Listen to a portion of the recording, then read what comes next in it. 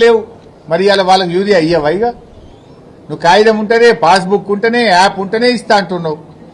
Court panchayat ఉన్నది, అన్నదమ్ముల పంచాయతీ ఉన్నది, తండ్రి బిడ్డల పంచాయతీ ఉన్నది.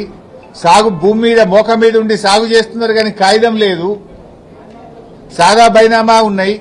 వాళ్ళందరి పరిస్థితి ఏం కావాలి? ఇప్పుడు వాళ్ళందరికీ యూరియా ఇవ్వకపోతే వాళ్ళు పంట సాగు బంద్ చేయాలనా? ఆ రైతులను రోడ్డు మీదకి తెస్తావా? వ్యవసాయం బంద్ చేయమంటున్నావా రేవంత్ రెడ్డి? ఒక ఆలోచన ఉండాలి కదా. ఒక పాలసీ తెచ్చేటప్పుడు దాంట్లో ఉన్న సాధక బాధకాలేంది, ఇబ్బందులేందో కనీస అవగాహన ఉండాలనా లేదా?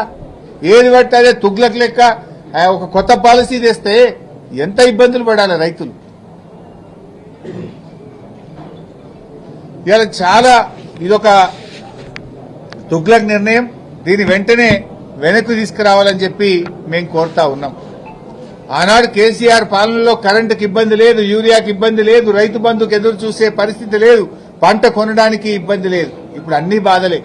పంట అమ్మాలంటే బాధ, కరెంటుకు బాధ. ఇలా 14 గంటల కరెంటు కూడా ఎక్కడ వస్తలేదు. పేరుకు 24 గంటలు. ఏ సబ్ స్టేషన్లో పోయి చూసినా ఇవాళ 14 గంటల కరెంటు కూడా రానటువంటి పరిస్థితి ఏర్పడ్డది.